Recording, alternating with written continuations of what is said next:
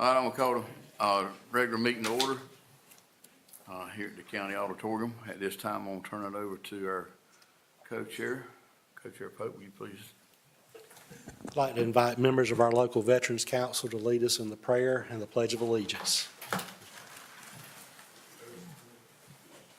Father, we thank you once again for your blessing for allowing us to assemble here in this meeting. We ask you to bless this meeting as we attempt to solve the problems of the county, Lord, and work for a positive solution. We ask you for your wisdom, your guidance, Lord, and keep us humble, Lord, and courteous to one another as we talk among us, Lord. We ask you for those blessings, Lord, and asking you for traveling mercy when we leave this place. These and all other blessings, ask in your name. Amen. Amen. Group attention, present arms. I pledge allegiance to the flag of the United States of America and to the republic for which it stands, one nation, under God, indivisible, with liberty and justice for all. Order, arms. Thank you.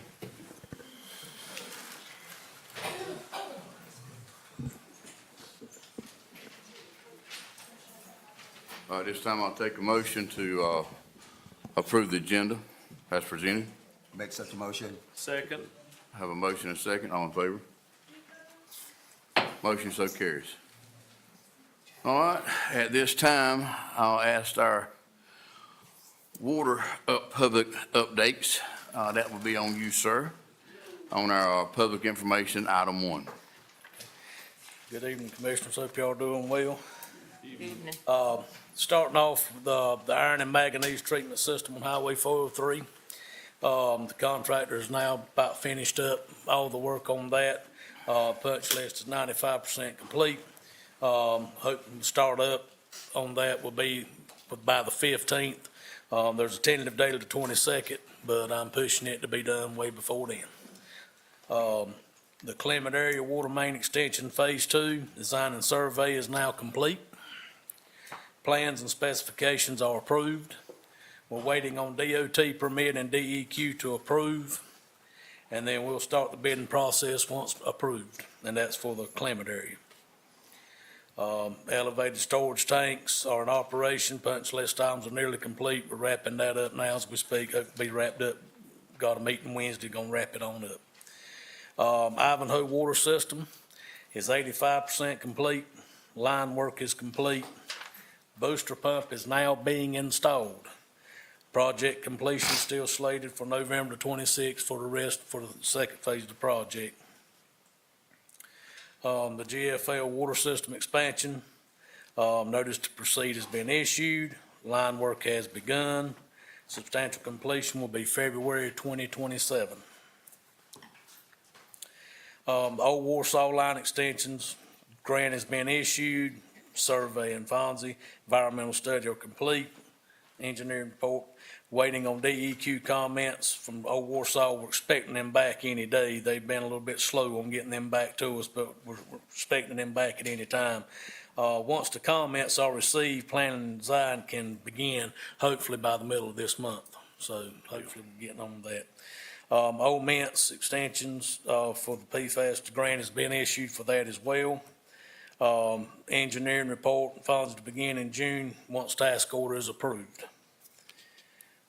Northern Southern ground wells, King Road test wells complete. The analysis on that for the quality of waters came back. It was good. Taylor's Bridge test well is complete. Same thing on it. We've just got to go through one more step just to make sure that all of it is finalized as far as the quality of water, but so far from what we've got back is great. And that well there is going to be a nice well addition because it's pumping about 1,100 gallons a minute. I hope. So that's pretty good. King Road tested out about 427, so they're not bad.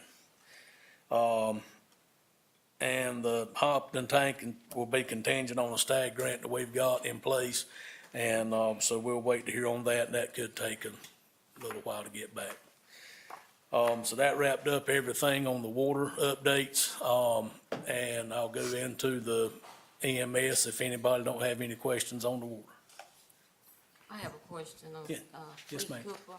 You know, at the last meeting, there was a lady that was saying she wasn't gonna get the water because she was at the end of Fleet Cooper, Okay, wasn't going that far. okay, I would need to, let me check that out, because I know it goes to Fleet Cooper and Andrews Chapel, and also let me check that out and see about where it goes, if I can get, and go from there. So, Ashley, you said that we did receive a grant for Old Miss Highway. Yes, sir.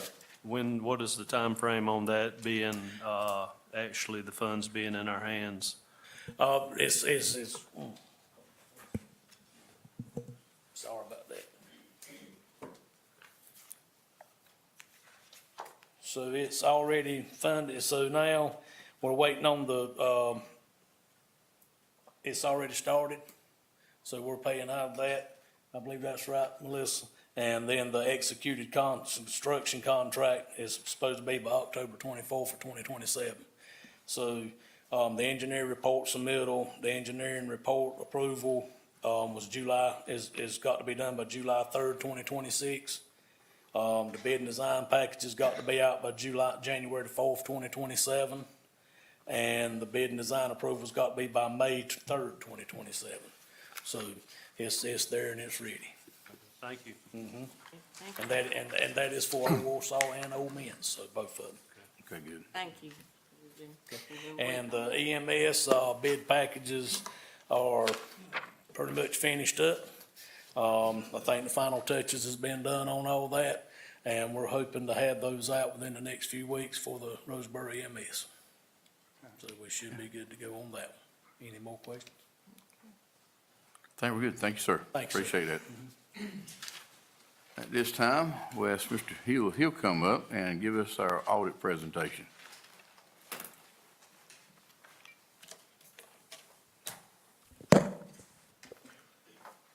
Hi, I'm TD Hill with RH CPAs. We're your new auditors this year. We went through an extensive audit process, as Melissa will verify. Went through a lot of your documentation, and here's the results of that. The audit has been submitted to the LGC for their review. It's been approved. You got an unmodified or clean opinion, which that is the top opinion. So. Thank you. Also, you got an unmodified opinion over the federal and state compliance programs as well. Let's talk a little bit about auditor independence. Nothing came up that we have to be independent in fact and appearance, so nothing impaired our independence. Obviously, the audit was well planned. We performed a risk assessment, which is a risk-based audit approach where we basically spend our time in the more where we had deemed the risky areas of the balance sheet, and we perform our procedures accordingly. We basically, our opinion concentrates on whether the financial statements are free from material misstatement. We do reasonable assurance, not absolute assurance. In addition, we did some single audits, both federal and state, were required for 2025. We're in an opinion on the financial statements as a whole and compliance programs as well, both federal and state. We had some, in the report, there's some required supplemental information, which is the management discussion and analysis. Then also there's various schedules of changes in pension liabilities and schedules of total pension and retirement liabilities. Then also we've got some individual funds statements and schedules. Major programs, federal programs that were audited was the Medical Assistance Program, Coronavirus State and Local Physical Recovery Fund, Clement Area System Expansion, Ivanhoe Water Systems, IVD Administration, Workforce Service, and the Nutrition Assistance Program. Those are all federal. And for state, we did the State Capital Infrastructure Fund, or SCIF. We had a couple of findings. One was a prior period adjustment, and it was a material weakness. And part of that was the new Gatsby 101 for compensated absences. That was about $12 million. And we also had opioid settlement for about $1.6 million. Melissa's already got a more detailed review of year-end accounts and balances and adjusting journal entries already in place, so it's already been remediated. Number two, we've got property taxes receivable subsidiary ledger. That was a significant deficiency, but we've already got a detailed review of year-end balances and account balances and reported timely. That's already been remediated as well. We had untimely filing of state tax refund claims. That was going back the last couple of years, but now we've got a tracking schedule of getting that more timely, and that's been implemented as well. For 04, long-standing property tax receivable and accrued interest. That was on the financial statements going all the way back to 2009, so we've got that more current now, and we were performing basically an analysis and review of collectability. For 05, which was financial close and record keeping, we've now got implemented a formal, basically closed process, and that's been remediated. And for 6 was inventory valuation, record keeping. We're now, that was over costing of inventory. And now we basically adopted a consistent inventory method. And for the federal awards, we had a CFA preparation. There was a significant deficiency there. And we've got already now we've got remediation in place where it's maintaining detailed records and enhanced review procedures. Accounting policy changes. We implemented the Gatsby Statement 101 for compensated absences for this year. That was required, and there was no other accounting changes. All estimates appear reasonable, and there was no disagreements with management. Melissa was great to work with. And first-year audits are kind of hard just because it's a new county, getting to know, we ask a lot of information, a lot of questions, we don't have any prior track record, so Melissa was great to work with. Let's look at some results. Okay, it's the last 3 years. Blue is revenues and green is expenditures. So for 2025, we spent a little more than we pulled in. Your fund balance, this is basically how much the county basically is worth, or what they got. It went down just a little bit in 2025. It's like almost 51 million. Okay, break down the general fund. Basically, this is a breakdown of the yellow is the state calculated amount. It's an amount to help improve and maintain the physical health of local governments. 14% is the green.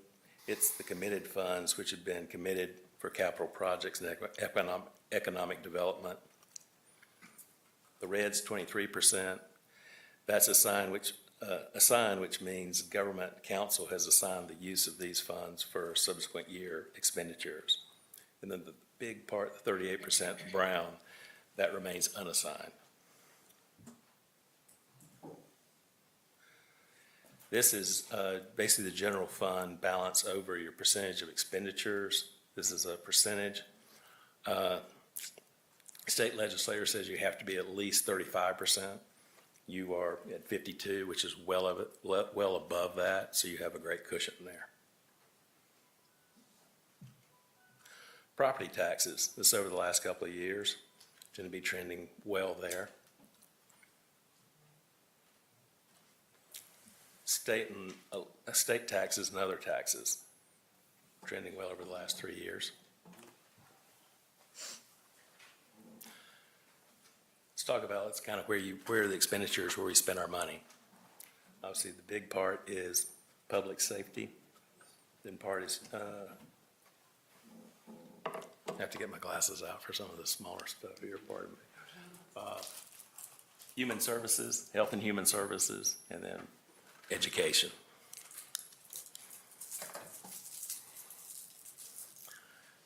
Then proprietary fund summary. This is the cash flows from operating proprietary funds over the last 3 years.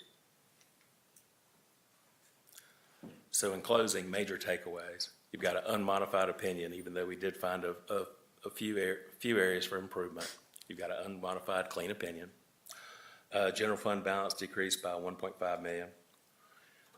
End of year general fund balance was almost 51 million, and we basically had no disagreements with management. Any questions? Yes. Can you restate what you said, 52%, the state requires 52%, or 35%, and we have 52%? That's for total general fund or unassigned fund balance? That's your expenditures over your, Oh, that's your fund balance over your expenditures. It's just a percentage. Okay, fund balance over expenditure. Yeah. Now, is that total fund balance or that unassigned fund balance? Believe that is unassigned fund balance, but I'll check and make sure and get back with you. Okay.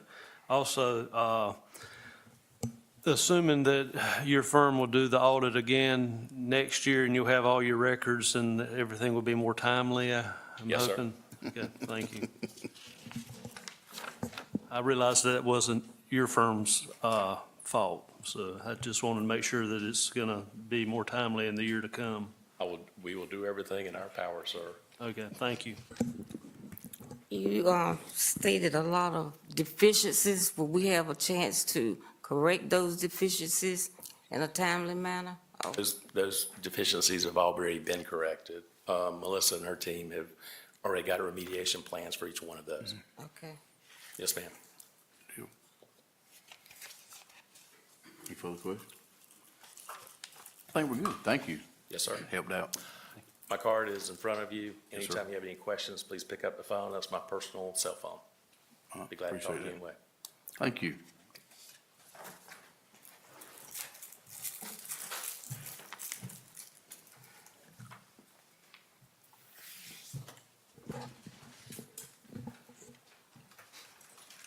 All right, at this time, I will take a motion to approve the consent agenda. Mr. Chairman, I make a motion to approve the consent agenda. Have a motion and a second. All those in favor? Consent so carries. All right. We'll move right on into our action items. Mr. Howland, you're back up again. And we'll just keep moving through them as we get to each one you've got. Is that fair enough, sir? That'll be fine. We'll mention them and you just roll. All right, so the Sampson County Asset Inventory Assessment, the funding was applied for to address the gaps in Sampson County assessment, management, and operational resources for its water system. The grant funding will support a project to strengthen system reliability and support compliance with regulatory requirements, and with focuses on updating relevant operation and maintenance manuals and modernizing critical technical resources. Project received $150,000 total funding from the State Reserve Grant Program, which will require a 5% match, which is $7,500. The attached proposal details the engineering services that we provided, including asset compilation for the existing GIS system, workflow and system administration, digitizing of assets, a hydrant flushing procedure and schedule, and funding administration services. The first deliverable to the Division of Water Infrastructure will be a comprehensive project scope, which is due on June the 19th of 2026. Recommended action is approval by the board. All right. I'll entertain a motion to take on this task. Mr. Chair, make a motion to approve asset inventory assessment. Have a motion and a second. All those in favor? Motion so carries. All right, Mr. Holland, you're up again, sir. Okay, this one here, this is for the risk and resilience assessment. The project is for the risk and resilience assessment of the 3 water districts, Airport Road, Dunn, and Plainview in Sampson County. The American Water Infrastructure Act of 2018 requires community water systems serving more than 3,300 people to develop or update a risk and resilience assessment, RRA, and emergency response plan with recertification required every 5 years. The RA and ERP was previously completed for Sampson County. In 2021, the updated RRA for Sampson County is required to be completed and recertified by June 30th, 2026. The Risk and Resilience Assessment certification will be sent to EPA following approval from Sampson County Public Works and Sampson County Board of Commissioners. The certification ensures that the county's compliance with federal regulations. Motion to approve by the board again, please. Mr. Chair, make a motion to approve the risk and resilience assessment. Second. Have a motion and a second. All in favor? Motion so carries. All right, public water purchase agreement. Mr. Yes, sir. Holly. And this is the contract with Clinton, City of Clinton. Sampson County maintains a 6-year bulk water purchase agreement with the City of Clinton to buy high-quality potable groundwater. Under the terms of this agreement, the City of Clinton provides a formal allocation of 18 million gallons of water per month to support the Sampson County water system. This stable supply ensures reliable access to safe drinking water for county residents and fuels local community growth. Action is to be approved by the board again. Mr. Chairman, I make a motion to approve. Second. I have a motion and a second to approve the authorization with Clinton. All those in favor? Motion so carries. All right, Mr. Holland, you are up on D. On you, brother. This is a task order for engineering services for the Old Warsaw and Old Mintz water system expansion projects. A task order is being issued by Kimley Horn to provide engineering services for the Old Warsaw and Old Mintz water system expansion projects. The project includes an engineering report, survey, design, permitting, and funding administration services. Action is to be approved by the board. Make a motion to approve. Second. Have a motion and a second. All those in favor? Motion so carries. Thank you, Thank you, sir. Thank you. Appreciate all that. All right, we are on to action item E. Ms. Melissa, that's you. Regarding the project that Ashley just discussed, the Old Mintz Highway and Old Warsaw Road project, there is a grant project ordinance for that project in your packets, and I respectfully request that the board approve the grant project ordinance and the corresponding budget amendment so that we can budget those funds. Okay. I will take a motion. I make such a motion that we approve that. Okay, I have a motion and a second. All those in favor? Motion so carries. All right, Ms. Melissa, you are on the Sampson County Juvenile Crime Prevention Plan. Each year, the Juvenile Crime Prevention Council meets to create a budget for the coming fiscal year. In your documents is the plan for fiscal year 26-27, and I respectfully request that you approve that plan. Make a motion to approve the plan. Second. I have a motion and a second to approve the plan for the Sampson County Juvenile Crime Prevention. All those in favor? Motion so carries. Thank you all for that. Thank you, everyone who participated in the action plans. Now we have our board appointments, item 4. Vice Chair. Mr. Chair, the Transportation Advisory Board is requesting to appoint Ms. Erin Kane from Sampson Community College. She is being recommended for the Transportation Board beginning July 1, 2026. I second the Vice Chairman's nomination. All right, I have a motion and a second. All in favor? Motion so carries. All right, we're gonna move right on into item 5, and that's the budget presentation. Mr. Vann, the floor is yours, sir. Thank you. Yes, sir. Thank you, Mr. Chairman. In case some of these numbers are hard to see on the screen. This is.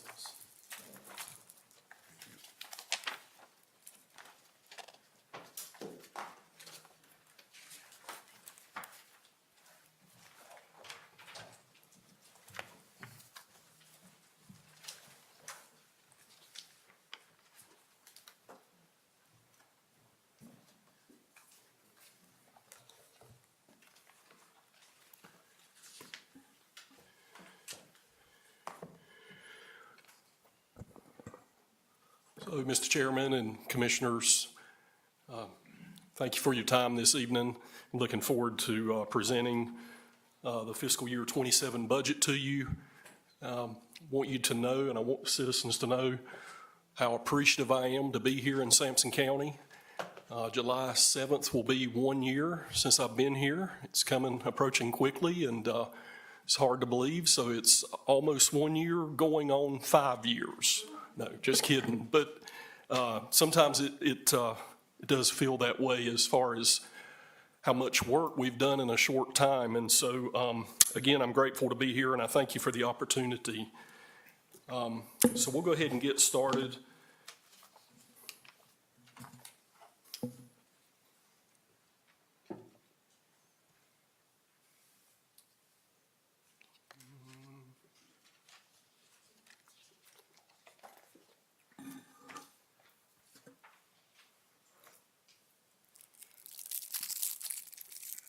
Just a second, I'm sorry.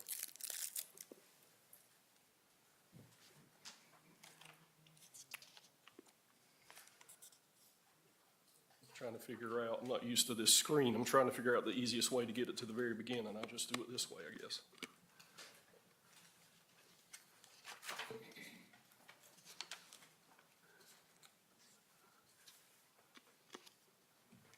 Okay.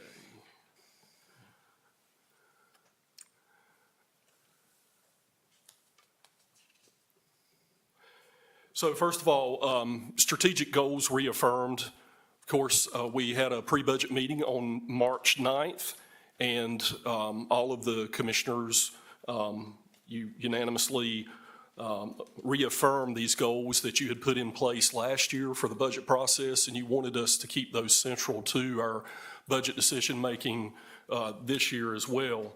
And those are excellent government, public education, healthy community, relations and connections, safe community, growth and infrastructure, and economic development. So as far as potential impacts to the fiscal year 27 budget, when we entered the planning stages for this year's budget, we realized we had some major obstacles that could potentially not work out to our favor. But as it turns out, our staff rolled their sleeves up. We did a lot of work. A lot of hard work with this, as well as negotiations and so forth, and we were able to make some headway that things, turned out better than we had originally expected. So as far as these impacts are concerned, first of all, GFL Convenience Center's funding. As we know, GFL operates and manages the county's landfill operation and currently the 12 convenience centers located throughout the county. And the citizens utilize these facilities, obviously, at no charge. In the past, Sampson County has been contractually responsible for the cost to operate and maintain these convenience center locations, which extended through June 30th of '24. However, prior to this contract's expiration date, an agreement was reached with GFL to extend that GFL would take that expense themselves. And they did that for it to end June 30th of this year, of 2026. So we knew that with the agreement expiring, we negotiated with GFL, and we were able to come to terms again for GFL to cover that expense for us for the next 2 years. And that will save us $1.2 million per year for the next 2 years that we don't have to find that money in the budget. So that's a blessing for us. And so it's important to note that when this contract ends June 30th, 2028, that the county will be expected to resume and locate the funding for the 28-29 budget year for those convenience centers. Next was the new Hobton High School deficit. And commissioners, as you know, you approved the resolution a couple of years ago for the new Hobton High School, and it was through the needs-based public school grant fund. And as part of that, the board agreed to the matching portion, and that money has been appropriated, which is $4,228,314.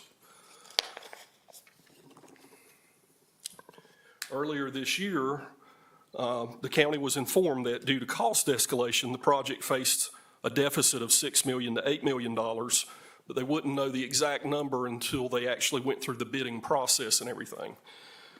Well, as it turns out, the type of construction method that the school system is using is construction manager at risk. And as part of that, they have to generate what's called a GMP, guaranteed maximum price.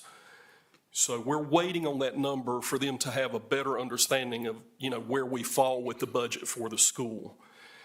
They're hoping to have that GMP number by June 11th. And so we're waiting to find that out. Meanwhile, we have discussed that if there is an impending deficit, that the board is willing to entertain a resolution coming before you that we could look at appropriating $2 million out of their capital reserve fund, which is currently at about $2.4 million. And typically, the capital reserve fund is for major emergency expenses related to if you need a new roof, something suddenly happens, you need a new roof, or you have a boiler or HVAC system that goes down, things to that notion. Next, as far as employee health insurance premium increases, once again, going into the budget cycle, we were informed that across the industry, you could be looking at probably on average as much as a 15% increase. We negotiated extensively with our current provider as well as other brokers and vendors. And as it turns out, we were able to get a better deal with our current provider with an increase of 7.79% versus the feared 15%, which would have been in the neighborhood of a little over $1 million had it worked out that way. And as part of this also, we are self-funded, and so this means we set money aside for claims, and that, as it turns out, for the year, what was projected turned out to be, it was just a better scenario for us that there was actually money still left there that we could utilize towards this increase that we have. Therefore, we didn't have to find additional money in the budget for the health insurance increase. And I think it's important to note that since Sampson County is a rural county, we only have so many options in terms of our network, and we remain with Blue Cross Blue Shield so that our employees can utilize as many physicians locally as possible without having to travel so far to other places. And obviously, we want to support our employees by providing a good insurance product that they can utilize locally. Next on the list, federal policy changes. H.R. 1, which is one and the same with the big, beautiful bill. So the implications of this bill are for health and human services, which is basically social services in the health department at the local level. I do want to point out and be clear for the public, these increased costs do not affect citizens that may be benefit holders. Sampson County government does not control SNAP or Supplemental Nutrition Assistance Program is what that stands for, or Medicaid policy. These programs are administered locally on behalf of the state of North Carolina and federal guidelines. Beginning October 1st of this year, the federal government will reduce its reimbursement rate for SNAP administrative cost sharing from 50% to 25%. This means that counties and the state must absorb a larger share of the cost of processing applications, conducting eligibility interviews, and handling compliance requirements.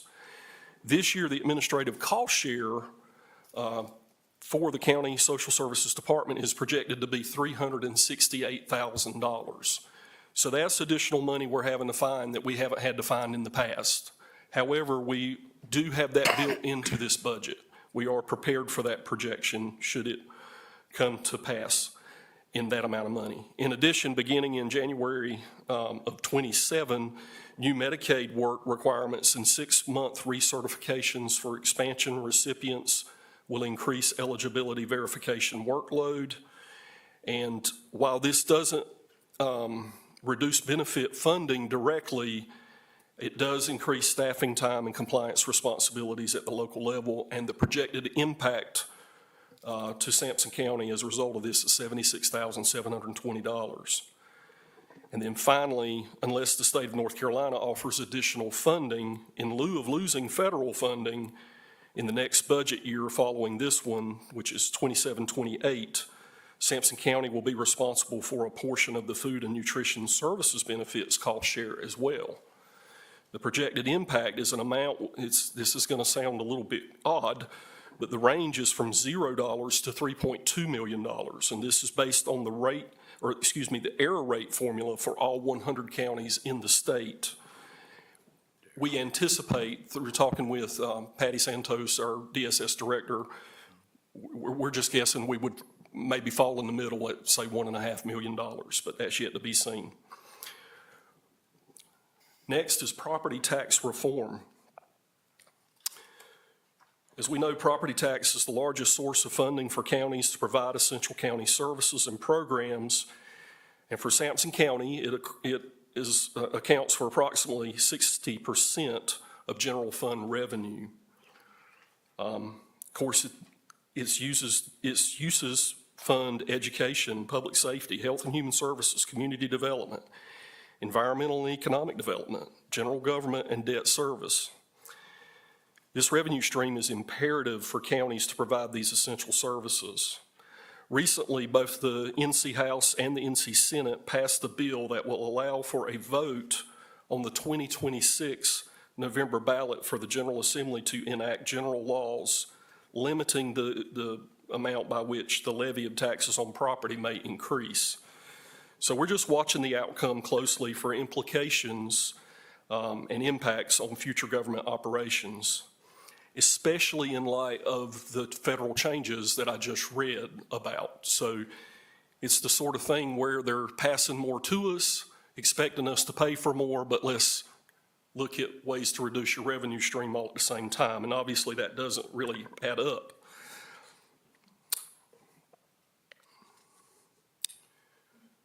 Okay. Employee recruitment and retention. Increasingly, local governments are in competition for employees, particularly those with specialized skill sets such as social workers, nurses, 911 communications, building inspectors, paramedics, or just to name a few. The labor market is continuously and rapidly shifting all around us, both in terms of wages and various flexible forms of employment, such as working from home, options when feasible, alternate schedules that allow 4-day work weeks, and so forth. So there's a lot of those kinds of things that are taking place as far as incentives for employees as well. In terms of pay, there are several larger counties around Sampson County that can pay employees considerably more for the same positions. We know we don't have the resources to compete with these counties, but we also know we must position ourselves as competitively as possible. It's imperative that we reward our outstanding staff that remain with us. And I just want to point out, if you look at this chart, this is a neighboring county's COLA comparison. So the counties all around us, and you'll see that in 25-26, most all of them gave a COLA of some sort, a lot of them around 3% or better. And of course, we weren't able to because of the impending budget situation we had last year and what took place, and that's totally understandable. But there's no denying, particularly with these high turnover positions, that does put us a little more behind the 8 ball as well, as far as what we're currently paying versus what they're paying, since we missed out on that COLA. And now we're looking at this year. So looking at this year for 26-27, we see that with that information, once again, most are looking at a 2.5% to a 3% COLA here in the area. So I think it's also important to consider that the cost of employee turnover typically costs 50% to 150% of an employee's annual salary to recruit, hire, train, and replace positions. With turnover There's also many hidden costs that are difficult to quantify related to efficiency and customer service. Ultimately, you end up spending considerably more than the cost of a COLA. Okay.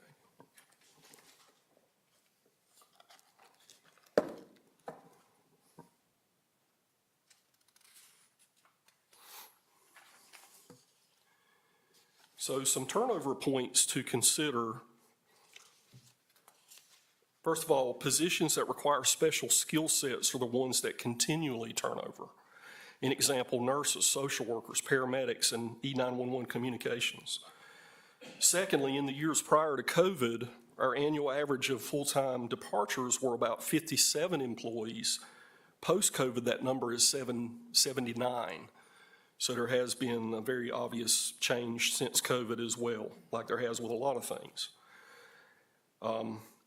And then finally, the statistics remain steady that around 48% of full-time employees in the county have less than 5 years' experience. The average length of employment countywide is almost 8.5 years. But again, this statistic is related a lot to these same positions that continually turn over. So if you look at that spreadsheet, neighboring counties, special skill set position, salary comparison. If you look at that, it's just interesting to see how we compare to the other counties. I would say that, first of all, the building inspector position, of course, we're always struggling there. You need that special skill set. We're really not doing bad in comparison to everybody else.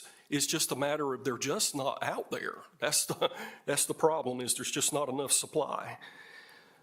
The E911 telecommunicators, I think it's very obvious that we've got some work to do there in comparison to some of the other competition. And the same would be for income maintenance supervisor 2 as well as paramedic.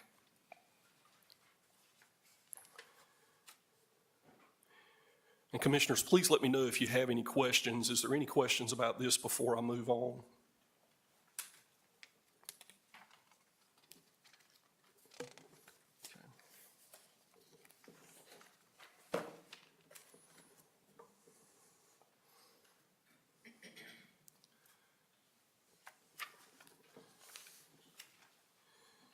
So, in consideration of this information, it is recommended in the budget that we provide a 3% COLA, 2 additional paid holidays, which would be July 6th and November 25th, and a paid floating holiday that employees can use at any point during the year. We already provide a floating holiday to employees that is to be used at their discretion for things like Juneteenth, Cinco de Mayo, their birthday, and so forth. But adding the second floating holiday for the year will give the employees even more flexibility. So I'd just like to say, first of all, a 3% COLA equates to $1,223,555. That's the total amount.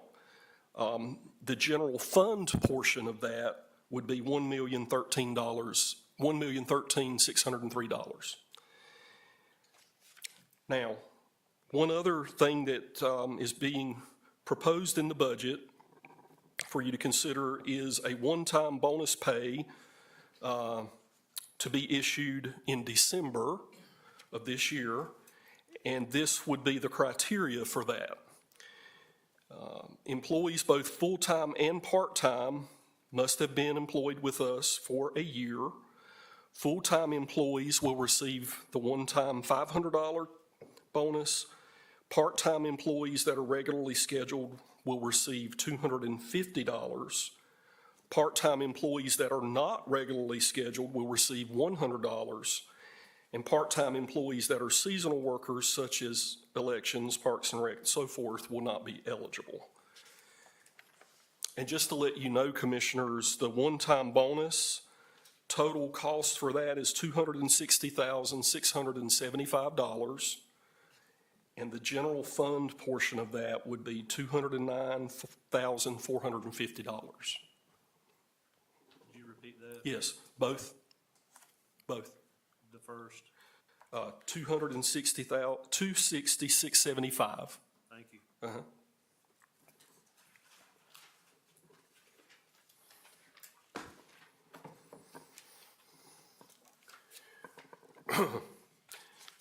So in terms of economic development,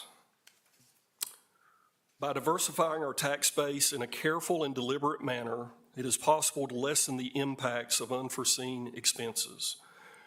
You know, we continually say that we really, this is the sort of thing, it'll take a little time to get the initiative moving, but it could certainly help us with adding to our revenue stream. Sampson County has made noteworthy progress in securing sites for future development, including 120 acres with the Sampson Southeast Business Center, which is located here in Clinton, approximately 210 acres in Newton Grove, which is being developed as the county's newest industrial park.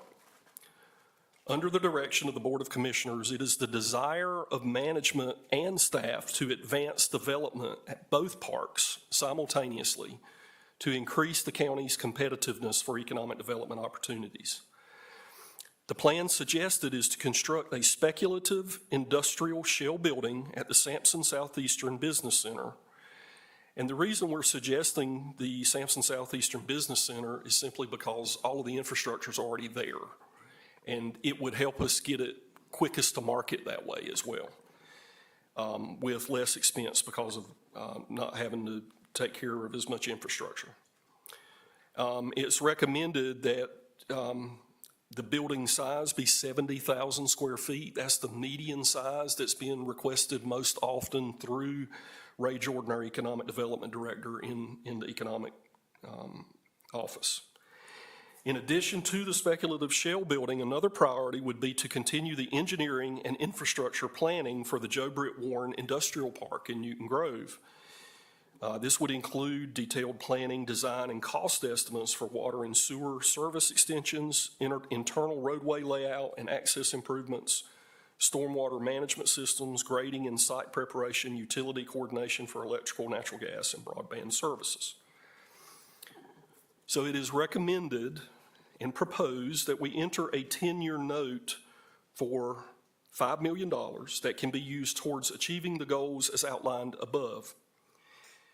Therefore, I have included the first year's debt service of $772,500 per the loan amortization within this budget. And I want to be very clear, we will not enter into this loan or do anything without being in step with the board.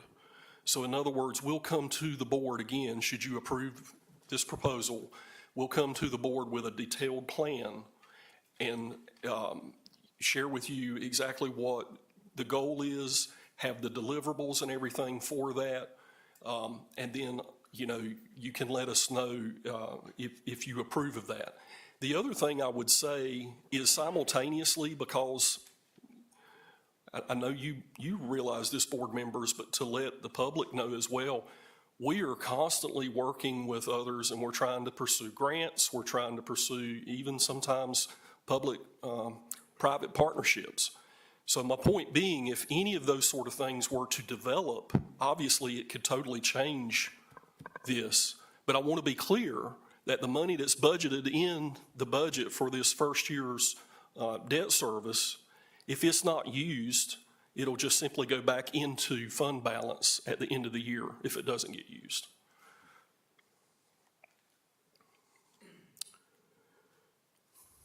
Okay.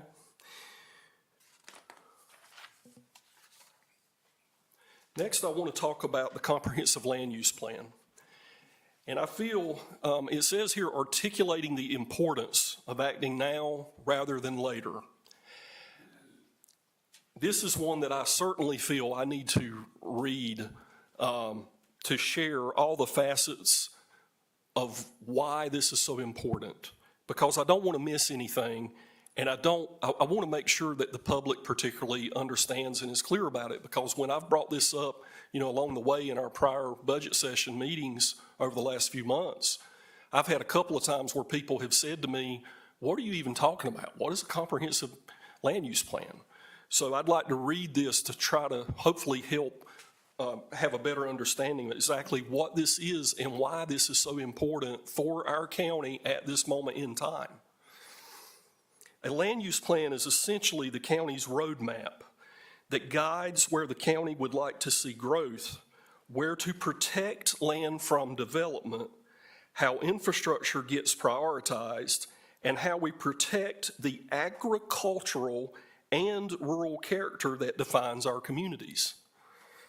Under North Carolina general statutes, local governments are not only authorized but encouraged to adopt and maintain these plans as the foundation for informed zoning and development decisions.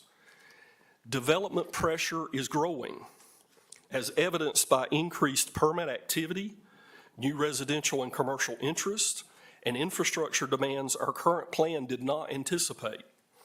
Without an updated plan, we are at risk of making land use decisions without a clear, defensible policy framework behind us, exposing the county to potential legal challenges, inconsistent outcomes, and growth we cannot shape.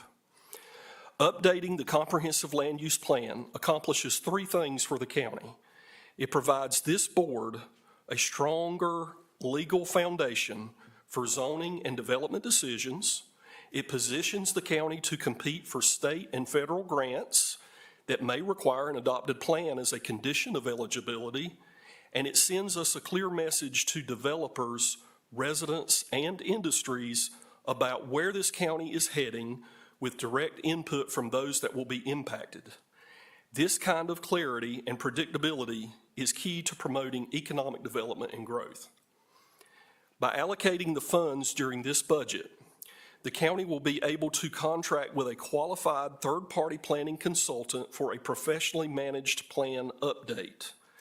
These updates typically take 18 to 24 months and include an existing conditions analysis, community engagement through multiple public meetings and surveys, visioning sessions with elected officials and residents, policy frameworks to touch on transportation, housing, economic development, and natural resources.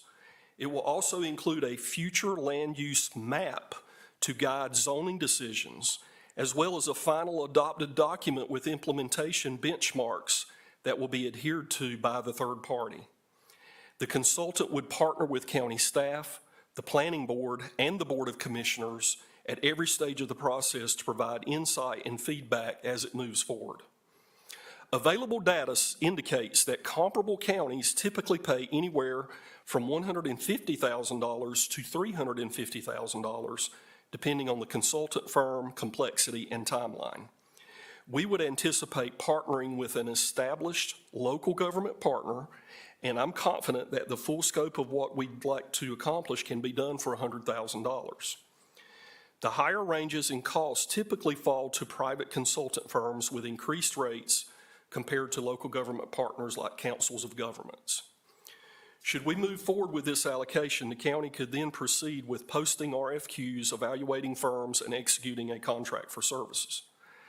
This update would give Sampson County the opportunity to be intentional and proactive about what comes next for us, instead of reacting as the pressure grows. It will allow us to set a clear direction for growth, increase our economic development efforts, protect our unique communities, and make sure our roads, utilities, parks, and services are all planned alongside development as opposed to trying to keep up. By providing funding to contract with a third party, we are not only providing support to our planning department, but also demonstrating our commitment to our residents that we as a county are dedicated to providing a quality land use plan that is built on their input. For the reasons stated above, and in considering how a land use plan touches on several of the Commissioner's strategic goals as outlined earlier, it's recommended that we have $100,000 in the budget to be able to move forward with this update. And the only other thing I'd like to mention to you, another positive about this, is this master plan, as it's called, informs other plans. So for example, we would probably want to do a water system development plan. But to be able to create that, it needs to be informed by this master plan. If you wanted to do a Parks and Recreation plan, for example, it would also be informed by this master plan. So it's just a very intricate system, but the main thing is to have it in place first.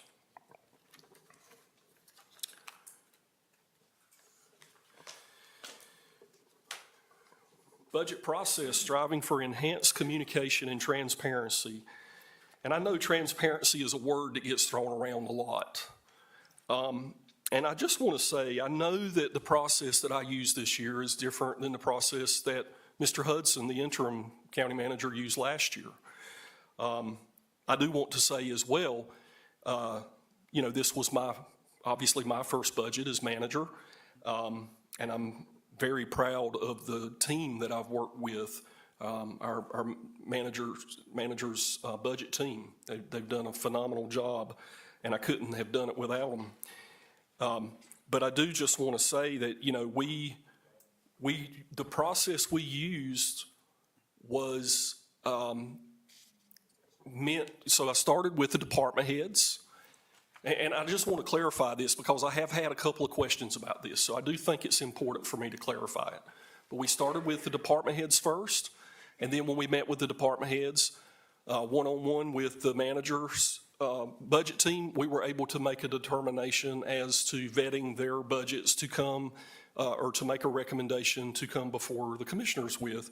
And then that was what we did with the 3 public meeting budget sessions we had, was once again to be able to share in the public all of the information that we're discussing.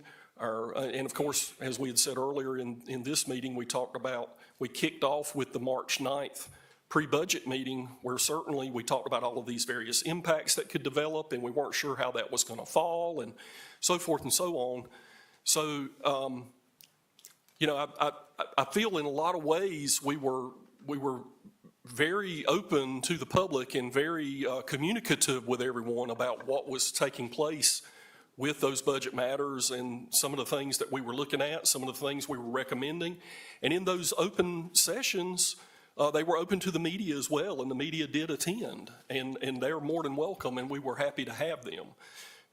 So I just can't stress that enough, and I want to thank the department heads for the way they worked through this with us as well, as far as it being a new process.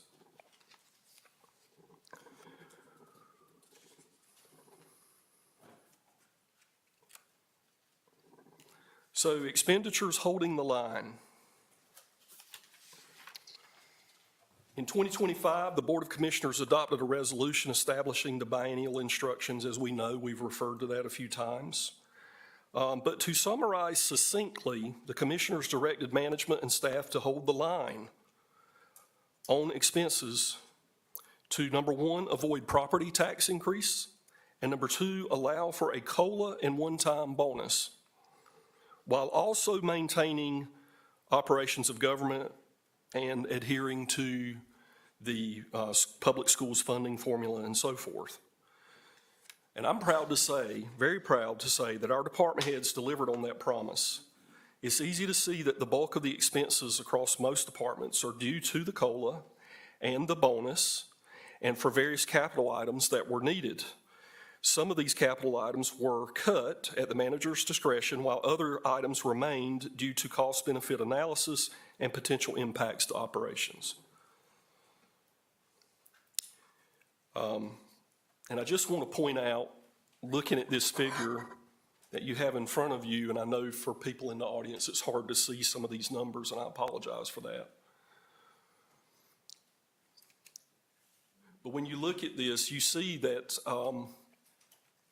it shows the general expenditures for the current year that we're in now, which is $82,752,767.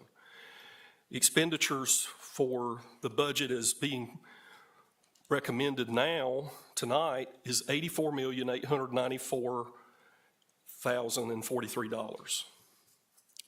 So this is about a 2.6% increase in expenditures, general fund expenditures over last year. But I just want to point out that if you take that difference between those two numbers, and then you consider the general fund portion of the COLA, the general fund portion of the one-time bonus, that just leaves $145,723.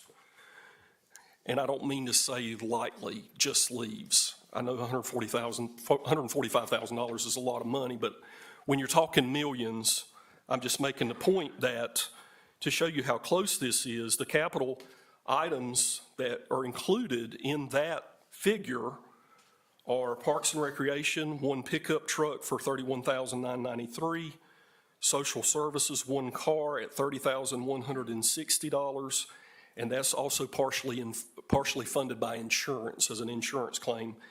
Public Works, Building Division, one pickup truck at $57,770, and Cooperative Extension Services, one skid steer at $47,000. So that's what's in that $145,000 number there. So again, I just want to make the point that I feel that we've done a good job here, and realizing there's been some growth in revenues and so forth, but still, I just want to make these points. At the time, department heads were required to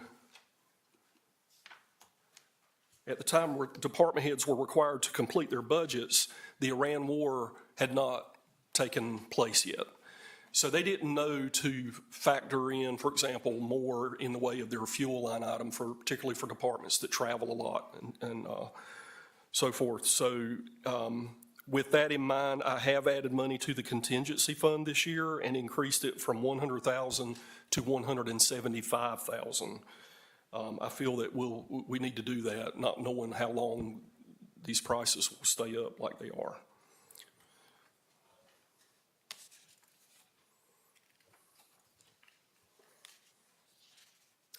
So there are 4 major revenue streams used by counties. And on this slide, you see that those are sales tax, fees and charges, appropriated fund balance, and property tax.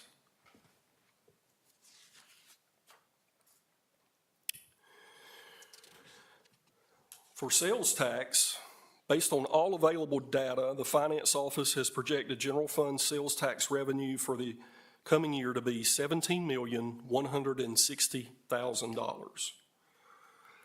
And you see on the slide the difference between last year and this year. It's an increase of about $660,000. Counties in North Carolina have no authority to create new taxes on the sales of goods. All authorities come from the state of North Carolina. Unless the North Carolina General Assembly grants additional authority to Sampson County, the county has no way to collect more sales tax proceeds. Sampson County has continued efforts to attain additional authority to leverage new sales taxes. If the county were to receive, for example, a quarter penny local sales and use tax, it's estimated to yield about $1.9 million.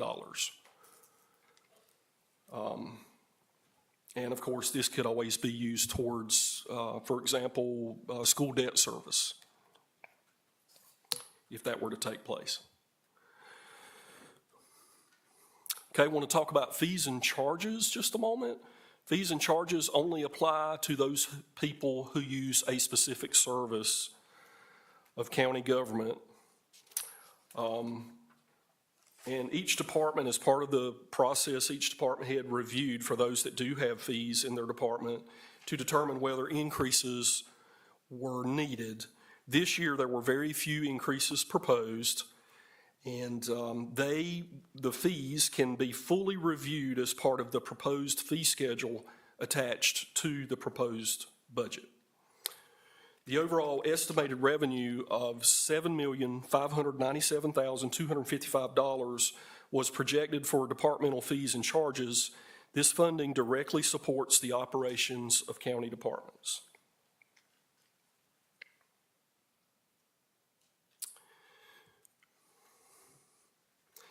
Fund balance is defined as money that is left at the end of one fiscal year that may be appropriated to finance expenditures in the next year's budget. And of course, we heard some of this information about where we, kind of our standing, if you will, with our audit that was just done as well.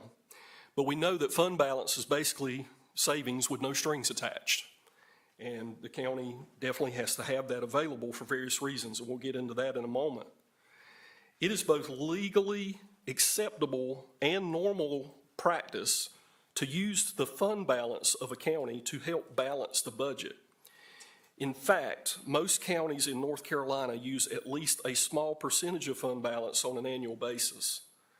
So this slide shows a comparison of counties in North Carolina. This is information that I got straight off the NCACC website for all 100 counties. And I was curious to see, I picked the 10 counties that were closest to Sampson County in terms of their general fund expenditures. And you see how closely they're associated with Sampson in that regard. And if you look at the yellow line that says average, it says the average general fund expenditures for all of those is $82,842,980. Well, you see for Sampson, we're in very close, just not much money off from that. It's $82 million plus. So when you look at it that way, if you take the averages across the board in that yellow, you see that for the fund balance appropriated out of those 10 counties, who's very comparable to us with general fund expenditures, that they appropriated on average $3.4 million out of fund balance. But you see, of course, as well, we're appropriating in this budget $1.6 million. And you see that the population is fairly close as far as the average. And then for general fund expenditures per capita, Sampson falls pretty low on the list as far as other counties are spending more per capita with their general fund expenditures than what Sampson is. And then a couple of other points I want to make is, again, with this data being all 100 counties for the fiscal year 25-26 year, for all 100 counties, the average of fund balance appropriated is $5.8 million. And only 12 counties out of 100 did not appropriate any fund balance.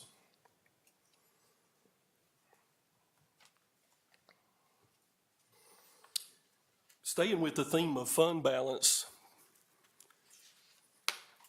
and I know you're familiar with this graph, commissioners.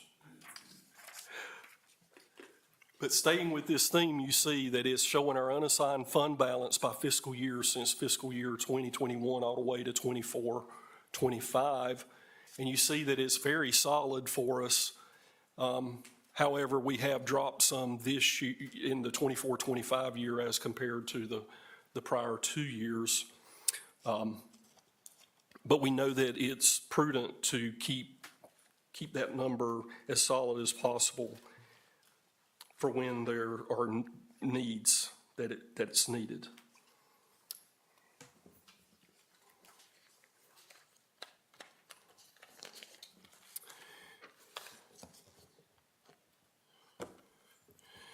And as far as those needs or reasons why a government should carry a healthy fund balance, number one, providing working capital to pay vendors and others in a timely way. Number two, to meet emergencies or unforeseen needs. And sometimes those emergencies can be very large expenditures if you have a major hurricane or some type of event like that.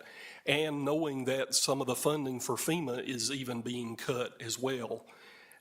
We know it's more important than ever to have that money available. Third would be to be able to take advantage of unexpected opportunities requiring money. Fourth, to ensure a good bond rating. Fifth, to ensure there is no cash flow deficit during the first half of the fiscal year because most property tax revenue is not received until December. And sixth, earn investment income to supplement tax income.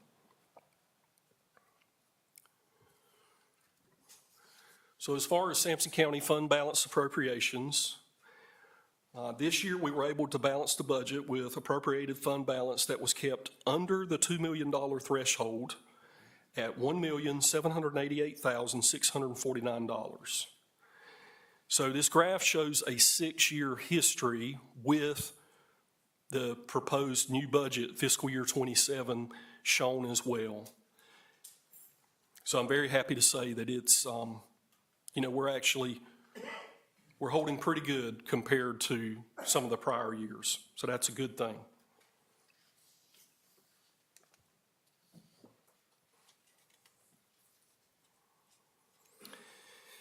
So let's talk a minute about property tax comparing comparable counties. So a note about comparisons when we're talking, this happens all the time where we say, well, the county next door, they're only paying X amount and we're paying this. And, those are the kinds of conversations that it's only human nature, it's natural that we're gonna do that. So that's why, like it says there, most people compare property taxes, but not every county offers the same services.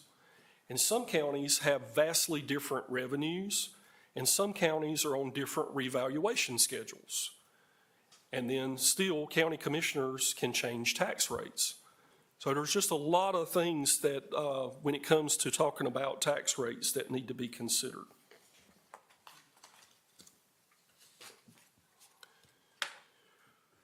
So on this graph, this is adopted tax rate comparison by population. And so I tried to pick the counties that were as close as possible to Sampson County in terms of population. And then you see the adopted tax rate, and you see the year of the last revaluation. Well, obviously that's important because that lowers some of the numbers, because if they did the revenue neutral rate after the reappraisal or what have you, we know that can kind of put your numbers all over the board. So that's why it's really important to look at the year of the latest revaluation. But you see there what the average is. You see what Sampson is. The average says it's 0.5637. Sampson shows 0.685. But then you got somebody that hasn't had a reval since 2021 that's local, say for example, Columbus County, and theirs is 0.805. And still yet, Duplin's is 0.58, but again, they just had a reval not long ago.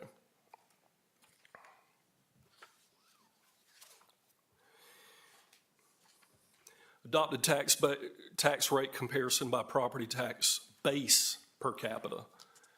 So again, I tried to pick counties as closely suited to Sampson as possible. And you see that, I think the biggest thing to get out of this is the adopted tax rate average is 0.7142 cents, and Sampson is at 0.685.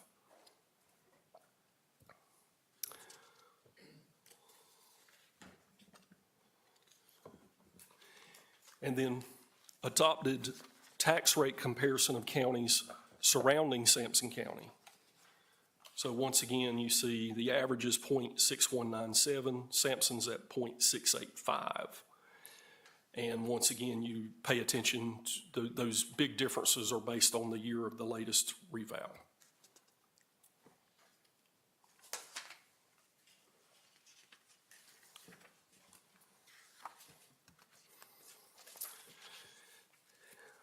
Property tax base growth projection. The Sampson County Tax Office is to be commended for its efforts to collect all taxes owed to the jurisdiction. As a result of their efforts, tax collections for fiscal year 27 are estimated to be 97.5%. This estimate remains constant with the collection percentage used last fiscal year. Ensuring that every person that owes taxes in Sampson County pays their taxes lessens the burden of local government services for all taxpayers. Over the past year, estimates show that the tax base within Sampson County grew by the value of approximately $209 million. Tax base growth is attributable to property improvements, including new residential and commercial construction. The value of the overall tax base is now computed to be $7,434 million. Each cent of property tax is estimated to yield $727,838.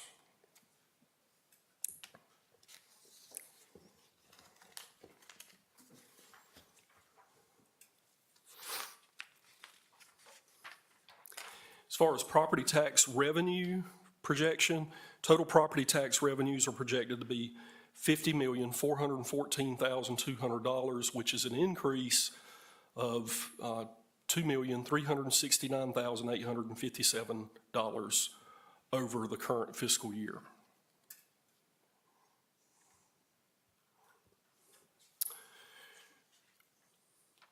I want to talk a minute about the 6-cent property tax allocation set last year. And the reason this is important is because it was set last year, but it's meant to be used annually. So I just want to assure you as the board and the public that we are budgeting this money as it's intended to be done as outlined here. So public education is at 3.5 cents, with 2 cents being public education current expense annual operating funding, 1 cent being public education capital fund contribution, and 1/2 cent funding for Sampson Community College annual capital needs. In terms of public safety, 2 pennies. 1 is purchase 2 replacement ambulances annually, and 1 cent to purchase 13 sheriff patrol vehicles annually. And then finally, to maintain county buildings, 1/2 cent for the government building capital fund contribution. And then I just want to mention that the average value of a single-family residence in Sampson County currently stands at $142,861. And at the current 68.5 cents property tax rate, the average home would be taxed at $978.60. I want to talk a little bit about the early pay of taxes discount and reducing that discount. For years, Sampson County citizens have had the benefit of paying their real estate and personal property taxes early to receive a 2% discount on the billing. The deadline to take advantage of the discount is August 31st each year. However, in considering the amount of unfunded mandates that continue to trickle down from the federal and state level, as well as property tax reform implications, as discussed earlier in the presentation, the county has no choice but to look in as many places as possible to find additional revenue to address these requirements. We do not want to take this benefit away from our citizens. However, this is truly a trickle-down effect from the federal and state levels. Therefore, it is recommended that the discount percentage be reduced from 2% to 1%. This will provide an additional $210,000 or more into the county's revenue stream annually. And of course, the deadline to receive the discount remains August 31st each year, same as in the past.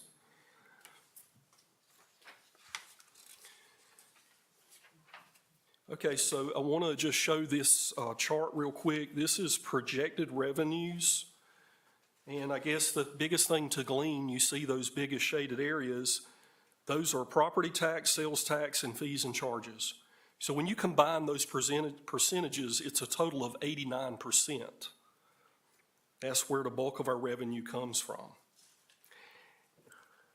Then when you look at expenditures in the same fashion, and you look at the largest portions, largest shaded areas, and you combine those percentages, which are public safety, education, and human services, you're at 76% of expenditures.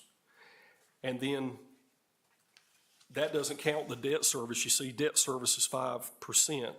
None of that was added in, but obviously there's some debt service to the schools from years ago as well that would be a part of that. That's not factored in.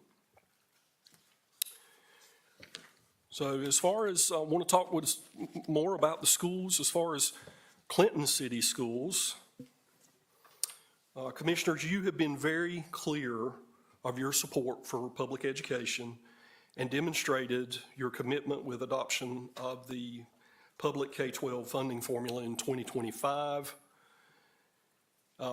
This formula creates budget certainty and strengthens relationships between both school systems and the county. And I can tell you, I certainly in my short time here agree with both of those sentiments. It just really helps you know, you always know where you're at with it, with the money. But not only that, we have had a great working relationship with the superintendents as well as Dr. Starling at the community college. But I just want to mention that this goes back to what we talked about a while ago with the additional 6 cents that was added last year. And so we talked about, we said that 2 cents of that went to the public education current expense, and 1 penny went to, or goes to, the capital fund contribution. In the same way as what we met with the department heads, the superintendents from the schools, as well as Dr. Starling, met with us to share their long-range capital needs as far as their plan. And as we all know, there are a considerable amount of needs just due to aging facilities and infrastructure, if nothing else. So we know there's some major challenges there. But in terms of immediate needs,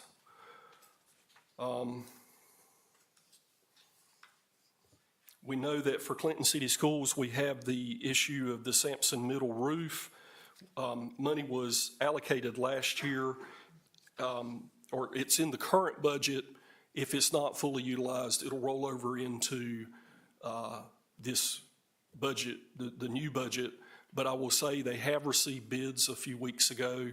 The thing is they were moving forward with a portion of it with those bids, but they were also still waiting. They had submitted to the state to they're trying to get finalized plans and so forth to be able to bid, to hopefully have some efficiencies with having the mobilization of them already being at the school to be able to get the whole roof done. So we're looking at that, which will probably be in the neighborhood. It's sounding like it's going to be in excess of $2 million to get that done. And as far as Sampson County Schools is concerned, of course, we've already talked about the issue with the new Hopton High School and where that stands.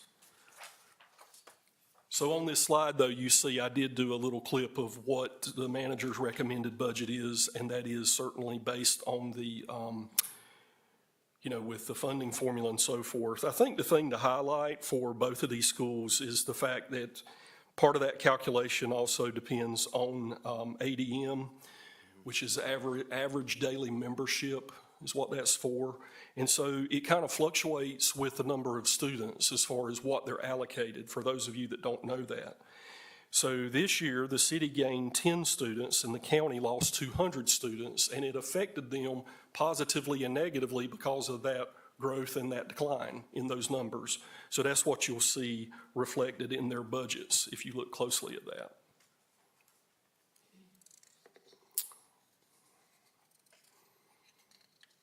Okay.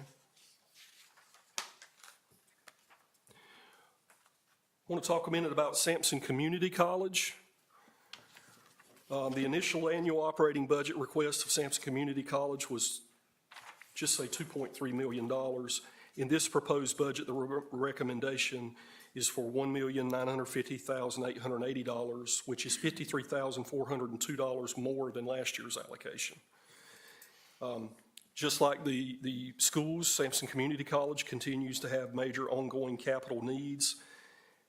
The facilities at the college represent high-value assets to maintain properly. The initial request of the college for capital outlay was $1.9 million. But we wound up with the half-cent for capital needs. The allocation for the college is $363,919. Now, this amount does not include one-time emergency capital expenditures, which may be funded from the building capital reserve funds for the county. And again, the community college met with the manager along with the superintendents and provided the long-range plan. Some of the immediate needs include a $120,000 lift station as well as a boiler for $75,000. And it's been shared with the college, though, to make sure to stay in close communication with us if there's a need that we need to look at that capital reserve item as well. So that's been made very clear to Dr. Starling. I want to talk about the fire service just a minute. First of all, we are grateful for our fire departments, and I'll be quite honest, with this being my first year and there being so much for me to get oriented to and so many things that we've worked together to try to accomplish that needed to be tended to, I certainly want to continue to build on relationships as strongly as I can, and certainly the fire departments at the top of that list. I know how important they are to the county.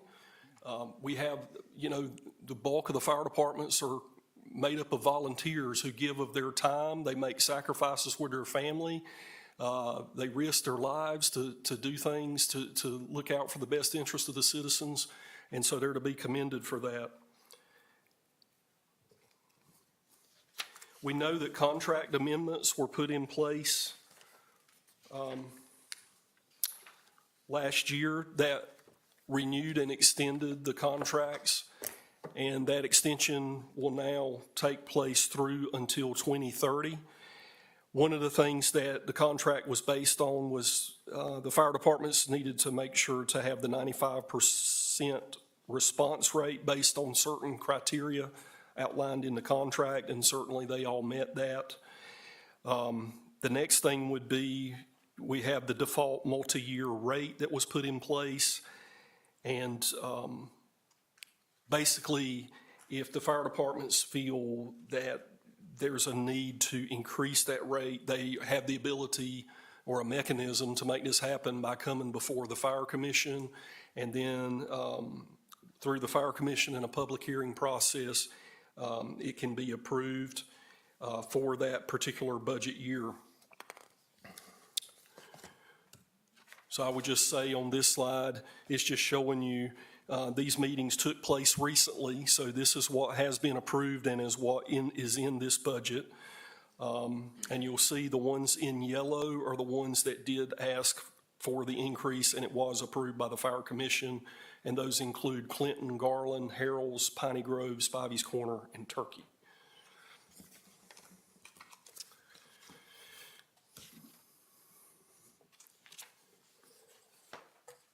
Okay, bear with me. We don't have much more to go here. Personnel decisions. I just want to share with you that,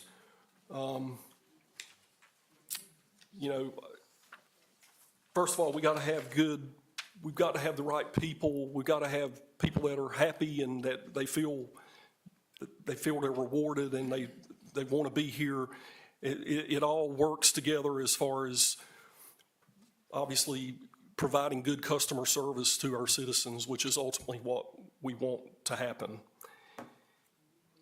So there's a delicate balance between having the correct number of employees to provide customer service as opposed to running too lean or too heavy, and we know that. We know that last year 20 positions were cut, and we've made it this past year with that. But I think the thought process is, we don't want to be saying we're doing more with less, but rather we're just trying to be creative and think differently and be more efficient in our processes. Team collaboration will always be the best way to help foster more effective use of technology to aid in process improvements where practical. And this is certainly a different mindset in the way we're doing business. So as far as honoring all of this, I can tell you, though, there are several positions that we feel are needed and that are recommended, but I will also tell you that we've been able to achieve this with rearranging, reorganizing, restructuring it, whatever you want to call it, without actually adding additional positions as far as money to the budget in most of these cases. So let me share with you.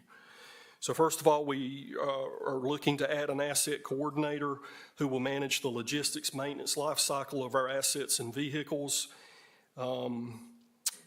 And there's just a lot of advantages to this. It'll help reduce cost of ownership, minimize downtime and extended life spans,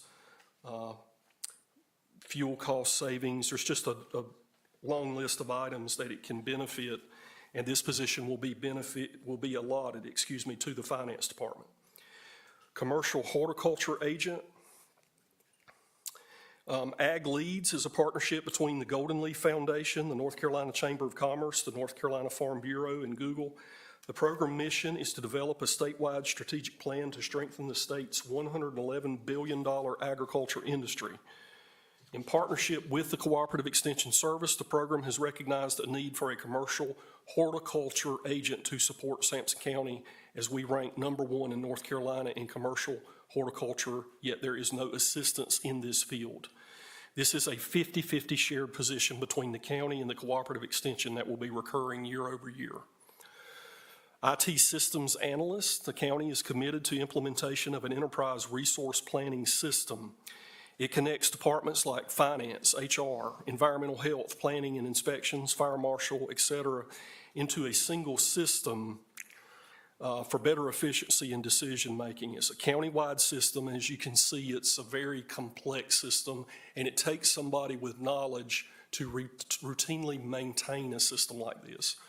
So you can't, in other words, you can't just plug and play and you get it up and running, implement it, and then you just walk away from it. There's a lot to always be done to maintain the system.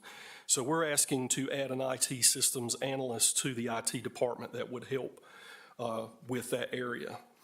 Animal shelter attendants, in effect, this is a matter of contracted services. We're moving the money from there, moving it over to being full-time staff, and these staff members are needed.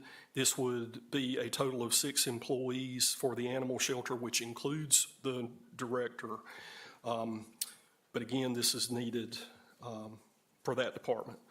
Assistant County Manager, we presently have 2 department head vacancies, Planning and Inspections Director and Public Works Director. So both of those we currently have as vacancies, although we do have an interim Public Works Director, of course, at the moment. We've had a tremendous difficulty recruiting and filling the Planning and Inspections Director position. And we've had several interim director arrangements for several months. And without that continuity, without that knowledge and management, it's just not good overall for the department, and it creates a lot of frustration among the staff. This situation presents us with an opportunity to be creative and think differently.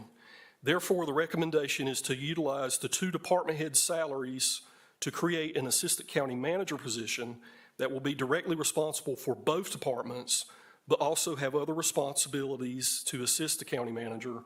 But I can tell you that the primary focus will be on those 2 departments. And there's a lot to do with those departments, particularly with planning and inspections as far as helping. And we all know there's things we want to do there to improve customer service and so forth and so on.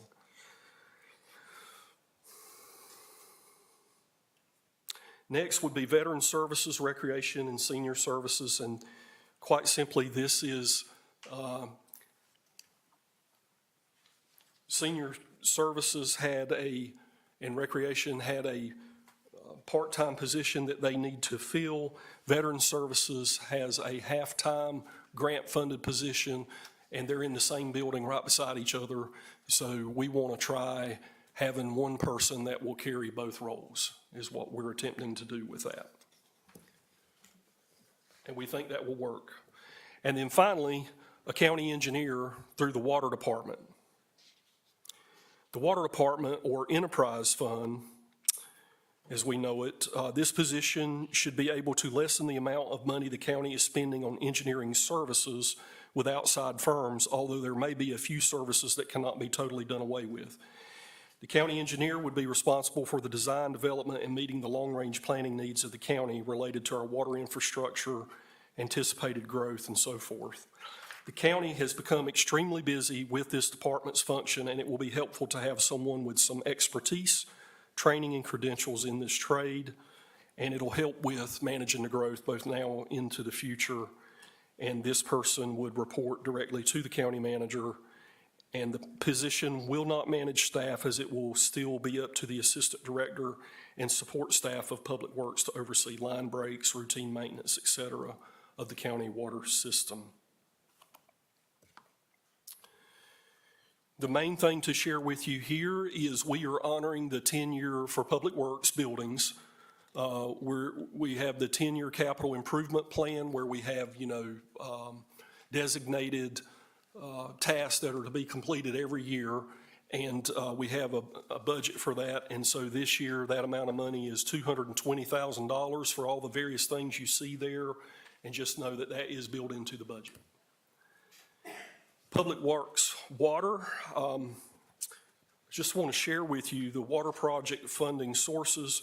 Ashley put this together for me, and it's really staggering when you think about it, because you look at all these different projects as far as grants that we've been awarded, and if you total the list of these grants on this page, it amounts to $43,427,672. So that is very staggering, and that's telling as far as the amount of work that's occurring in this county already with water and how things keep picking up with that, and how important it would be to have a county engineer in the water department could help with that. Emergency vehicles purchases. Of course, we talked about earlier how there was the allotment within the 6 cents extra tax last year that 2 pennies would be for emergency services. And so what we have is 12 sheriff patrol vehicles are in this budget. And that amount of money is $727,634, which includes the cost of upfitting.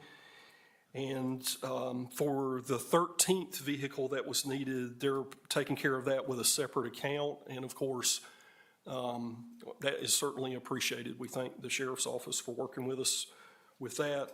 And then the ambulances are a penny to replace 2 of those per year. And that amount of money is $704,246, which includes the cost of upfitting, and that is included in the budget as well. And then I just want to mention a few accomplishments for this past year, and this is certainly not an all-inclusive list, but just a few things I'd like to share with you. And I want to thank the staff that's a part of these implementations and the things we're doing here. But the ERP ecosystem, this is thanks to the vision of the board. I know many of you, when I was coming in last year, you shared your concerns and were in agreement that you wanted one collective system, if you will, that everything talked to each other and it all worked efficiently together and so forth and so on. And so certainly that's what this system is going to do for us, because it interconnects finance, HR, environmental health, all the different departments, even the fire marshal's office, planning and inspections. So it's very important. We have various stages of all the different things that have occurred so far that have either taken place with the implementation or they're in process. And we're looking at probably, well, it'll be several more months without getting into further detail here about that. But we will certainly keep you posted on this aspect of things. But it is very exciting that we're heading in that direction. Next, I just want to brag about the successful bond refunding we had for the 2015 limited obligation bonds, which is primarily school construction debt. We closed in December of 2025 with a total savings of $2,756,000, with the annual savings being about $200,000 per budget year over the next 10 years. And I want to specifically thank Director Melissa Burton for all the effort she put into that. So we appreciate that. The library system is making great strides. There have been efforts to create additional programming and events to engage more citizens. There's also emphasis to educate and inform the public about the library's mission and services offered. Data shows that library patronage has increased since last year for the same time. So the Clinton branch, average increase by 18 people per week. Newton Grove, average increase by 8 people per week. Roseboro, average remained the same. Garland branch, average increase by nearly 5 people per week. They are also offering passport application services at the Newton Grove Library with signs of significant demand with calls and in-person visits, and demand increased in May 2026, including 8 applications being processed in one day. There is a pursuit to create a Friends of the Library group with much interest and early participation. These groups are independent, community-led organizations made up of individuals who value the library, and they do fundraising activities and those sort of things, just get out in the community and do a lot to help the library. So they've got a lot of interest in that, so it'll be interesting or curious to see how that turns out. And then finally, with economic development, one of the most significant accomplishments during the past year was the completion and adoption of the Economic Development Strategic Plan, which is for 2025 through 2028. And then finally, the Sampson 360 initiative, which is a countywide leadership and engagement initiative designed to foster collaboration among the public and just all the various stakeholders, people in government, the people in the business community, and so forth. So I really want to take a minute to brag about that. So in conclusion, I just want to give a big thank you to the budget team once again, which includes Melissa Burton, Nancy Dillman, Brandon Wiggins. I want to thank the department heads. They were phenomenal to work with, particularly with this being my first year here as manager. They've just been great, and I certainly appreciate what they did and how good they've been to work with. And then the education partners, once again, we've got a great relationship, and I'm proud of that. I want to say that copies of this budget message will be made available just in the same fashion as last year. It'll be in each of the branch libraries, as well as there will be a copy on file with Stephanie Fulton, our board clerk, here at the administration building next door. And the public is welcome to come take a look at that, ask questions, whatever the case may be. We want to be open book with that. The other thing to consider is after this proposed budget tonight, of course, there's the period of waiting this out for a public hearing. The public hearing will take place on Monday, June 15th. And so anybody's welcome to attend that would like to be able to do so.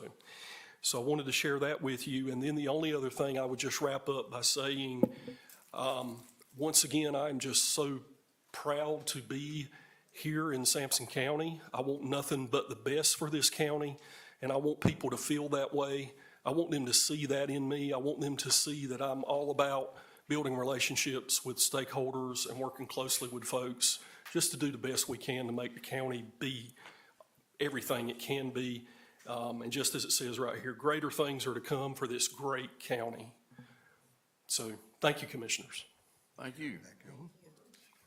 Appreciate that.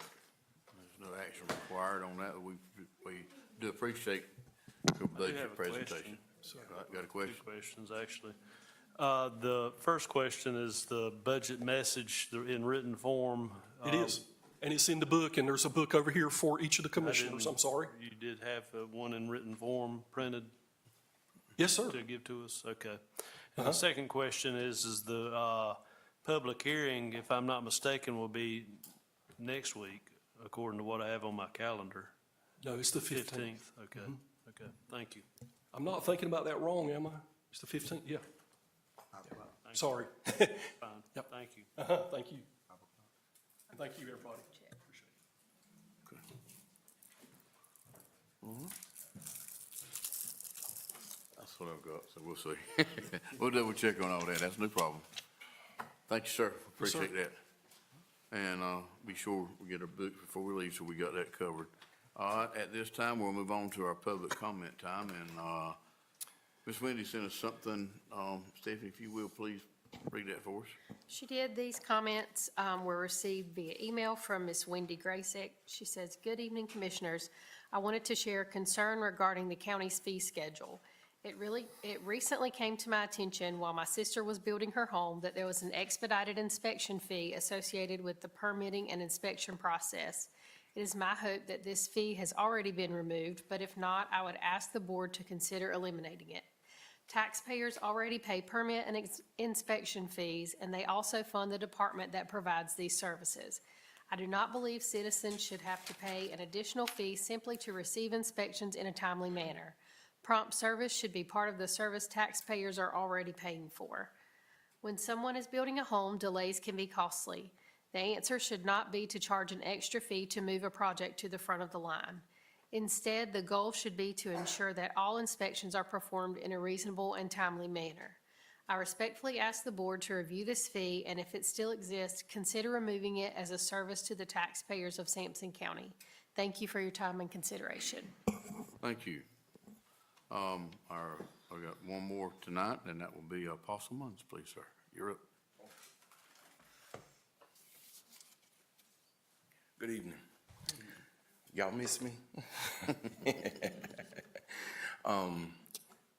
Greater things coming for this great county.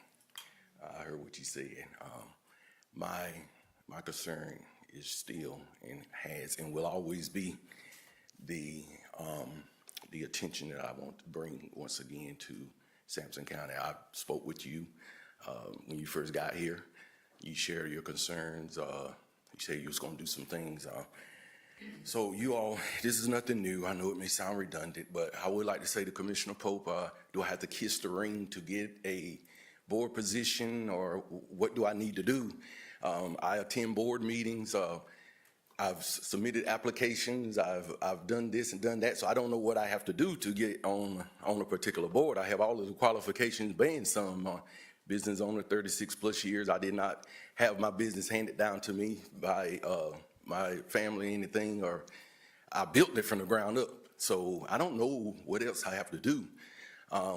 So with that being said, now the DSS issue. 8 months ago, I came to this board, which I come every month with the exception of the last 2 months, and asked for a meeting with your commissioner who sits on that board and listen to the parents and their concerns. I have not had that commissioner to reach out to me. I've asked that commissioner 2 months after my addressing that issue to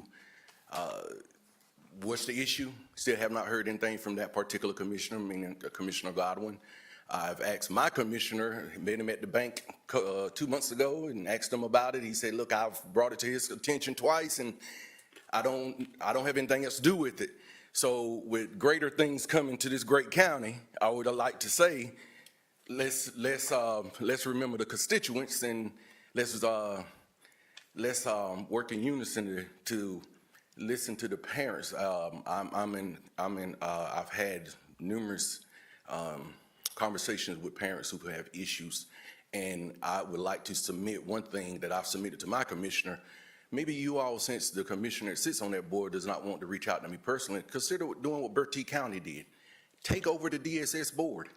You, the commissioners, have the authority to do so. Take over the DSS board so that we can have an effective line of communication where you can listen to these parents and address the concerns that they have, because they are vitally important. So I'm once again asking, 8 months later, once again, we need to sit down and talk and listen to these parents and address the concerns that they have with your DSS board. And I thank you. Y'all have a blessed night. Thank you, sir. All right. We're gonna move on. At this time, item 7 is our county manager's comments. You really want to hear from me again, Mr. Chairman? You got one more, you got a quick one, we'll give you just a few This is a seconds. quick one. Want to welcome Mr. Kyle Killian with Mewburn and DeSelms Law Firm out of Jacksonville.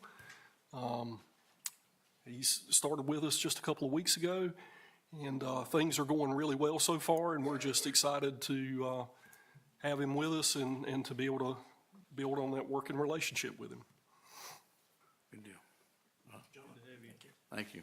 Glad to have you here, and you're the one who's gonna have to kind of make sure we stay on the right wavelength of the direction we're going in. And we do appreciate what all you guys are doing for us. It's been very enlightening and very blessed. We thank you. All right, at this time, do I have any commissioner comments or reports? I'd like to say something. Go ahead. Thank you. Mr. Chairman, I'd like to make a brief comment regarding this year's budget process. First, I want to thank the county manager, staff, department heads, and my fellow commissioners for the many hours that have gone into developing and evaluating this budget. While we may not always agree on every issue, I appreciate the hard work and dedication that has been invested in serving the citizens of Sampson County.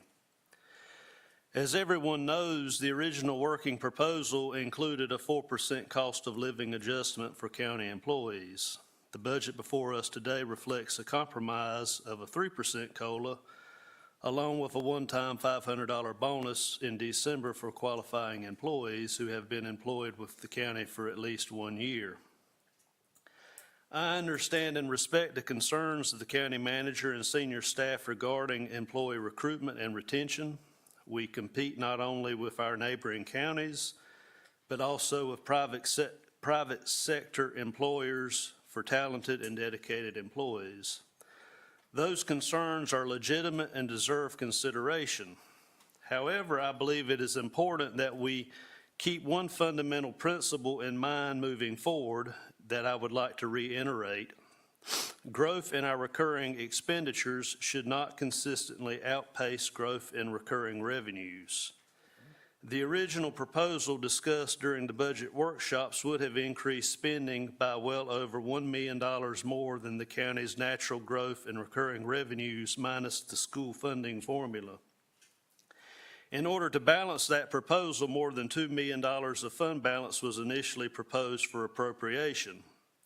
As I stressed during last year's budget discussions, we cannot, as a county, develop a habit of spending money faster than we make it, regardless of how important the services we provide may be. We simply cannot. I appreciate that the proposal before us tonight reflects many of those concerns and moves us closer toward long-term financial stability. So thank you, Mr. Vann, for that. Many of the costs we face are beyond our direct control. Federal and state mandates, inflation, insurance costs, and other external pressures will continue to affect county government, but the variables we can control must be managed carefully with discipline. The taxpayers of Sampson County generate a finite amount of revenue each year. The responsibility of county government is to provide the services we are required to provide and the services we choose to provide within those available resources whenever possible. For that reason, I want to state clearly one more time what has become a personal policy position of mine as a single commissioner. While I am only one member of this board, I do not intend to support another property tax rate increase during my service on the Board of Commissioners. That does not mean that the work gets easier. It means we must continually look for efficiencies, innovation, technology, and better ways of delivering services. It means we must regularly evaluate our priorities and make sure taxpayer dollars are being directed where they are needed most. It also means that when technological advances allow two jobs to be combined into one, we should seriously consider those opportunities. The response that we've always done it that way should never be our default position, regardless of the department involved. The board sets the overall budget and policy direction for county government. The county manager and department heads are responsible for implementing those policies and managing daily operations within the financial constraints under which the county must operate. I have confidence in our ability to meet those challenges, and I encourage the county manager, the department heads, and all others in county government to approach future budgets with those realities in mind. My commitment as your commissioner, as District 3 Commissioner, is simple. I will continue to support responsible government, essential public service, and our employees, but I will also continue to advocate for physical discipline and living within the means provided by the taxpayers of Sampson County. Taxpayers deserve to know that every dollar they send to the county government is being stretched as far as possible and used as effectively as possible. Thank you, Mr. Chairman. You're welcome. I appreciate those comments. They resonate a lot with what we all been thinking, and we appreciate that. You got anything, sir? You got anything, ma'am? Yes, I would like to recognize Sampson County Superintendent, Dr. King. Would you stand up and tell us what we're rewarding you for tonight? Say that again, Ms. Lee? Stand up and tell us your award, about your award that you received. He's Superintendent of the Year. He received Okay, it. so for time purposes, because I know we all been gone, I was selected as the Sand Hills Regional Superintendent of the Year. Great.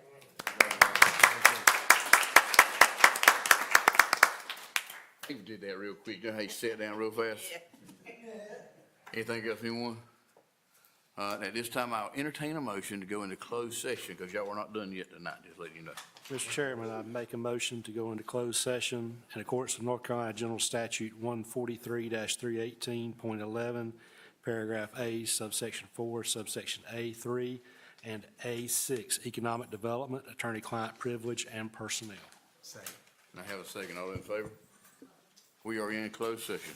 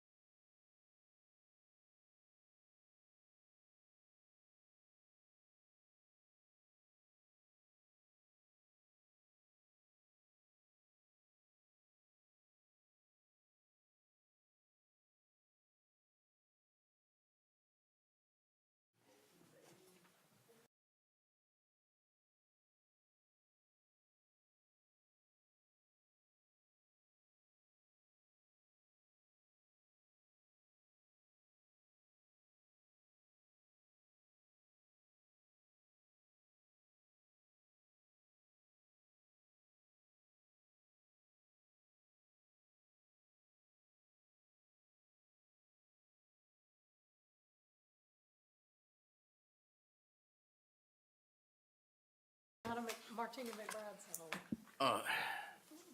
Mr. Chairman, I make a motion that we come out of closed session. Second. I have a motion and a second, come out of closed session. All in favor? All right. Now, Mr. Chairman, I'd like to make a motion that we authorize the county manager and the economic development director to enter into negotiations as discussed in closed session. all right, and I have a second. All in favor? Motion so carries. Now I'll entertain a motion to adjourn. Y'all ready? Make a motion to adjourn. Have a motion? Second. And a second. All in favor? We are adjourned. Even them out there is ready. I'm sorry, y'all. This has been a very productive.